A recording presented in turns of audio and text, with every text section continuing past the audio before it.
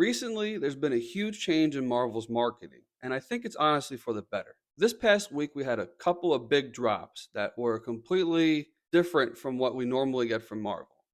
On Sunday, we got a new trailer from Deadpool, and there's a whole lot of breakdowns out there you can check out, but I just want to look at the marketing. So, first of all, it's obviously very adult oriented. In fact, I think it's the first Marvel trailer where I've actually seen any drops of blood. Normally, what we get is like a gunshot and then someone falls over. There's never been any blood, to my recollection. And I think that makes a lot of sense because obviously Deadpool is coming from his own sort of, disconnected but connected universe, but now he's actually connected to the universe. He is the Messiah, as he says in the trailer. But that tonal shift and that difference of marketing, especially in a trailer they're dropping on Super Bowl Sunday, a massive day for eyes on media, they're not trying to hide from what Deadpool is. In fact, they're trying to tell you this is what we're doing. We're going in a different direction. Also, I think a big difference is that it's not like a big CGI fest. It's grounded in reality. Yes, there are special effects and everything.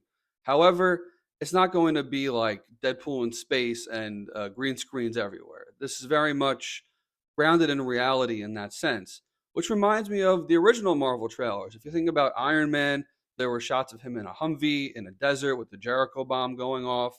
And even the big battle was in a street. It wasn't like, you know, taking place on a planet who knows where. And if you think about Logan and Wolverine, Logan too was very adult oriented and grounded in reality. Yes, again, there is CGI obviously, but it wasn't, Wolverine in space fighting aliens. It was Wolverine fighting on planet Earth because he's facing the end of his life. And I think that's a shift that's becoming more popular as people seem to be over the whole quantum media of superhero films, which is to say it takes place in a green screen and you're not connected to anything. The characters aren't real. Half the characters are computer generated.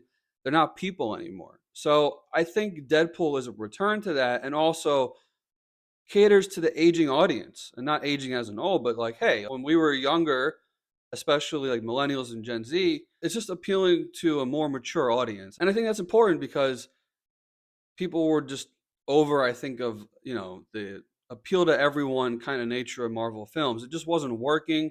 And as I said recently, there was just too much of it. The quality was diminished, and people weren't really into everything Marvel was having to offer. Again, it's the only movie coming out this year. Also, another big change was the way in which the Fantastic Four cast was revealed. The Fantastic Four is a huge movie for Marvel. It's been done multiple times. It's failed multiple times.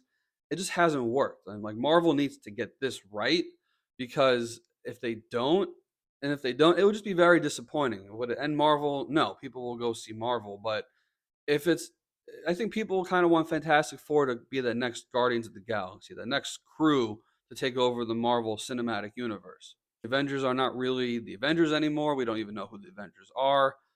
And Reed Richards is, a core part of what the Marvel universe is. Him and Iron Man are kind of, the two smartest guys in the room. And of course, Iron Man is not in this anymore. But you never know because, again, this movie looks and appears to be a throwback, right? So people are saying it's like Rockball esque, which is also a tip of the hat to a more normalized and reality based film. Yes, there is a robot, but nevertheless, it's a retro vintage 60s vibe. It's not something that, they're not in space on a spaceship in the middle of nowhere. They seem to be on planet Earth in reality. Also, it's a change in the way in which they reveal things. If you remember, a lot of Marvel drops were revealed at like at a Comic Con or it had a big fancy rollout. This was just in a Valentine's Day post on Instagram, and then the rest of the cast reposted it. However, there was nothing big about it. It was just like this little, hey, here you go, and that's kind of cool because I feel like it catches people off guard. It's just a different way to market a film. Normally, you have to, there's this big announcement and then you wait and you see what's going to happen or you expect something. And I think Marvel doing the unexpected is very cool because, again, it's a comic book movie. It was always supposed to have that cool factor to it. It's always supposed to be a little different. It wasn't supposed to be your normal movie rollout, which is what Marvel kind of became. If you look at the Eternals, it was this big, fancy global campaign. They were everywhere on Vogue and who knows what magazines. But now, just an Instagram post. Like, here you go. And now we know it's Pedro Pascal, Vanessa Kirby, Joseph Quinn, and Ebon Moss-Bacharach from The Bear as the Thing, which is a very cool and interesting casting choice. We will see how that plays out. He definitely has like a wide range, which is very interesting and is different from I think your normal Marvel casting. Anyway, I'm excited to see what kind of depth he brings to the character, and I'm excited to definitely see Deadpool. I think a lot of people are. They want that change. So we'll see what happens. I do think Deadpool will do well just because people are excited for the next Deadpool installment and it's done historically well. And it'll be a very big barometer test for Marvel, but I'm excited to see it. We'll see where Marvel goes from here. I really love the change in the marketing. I think it was definitely needed.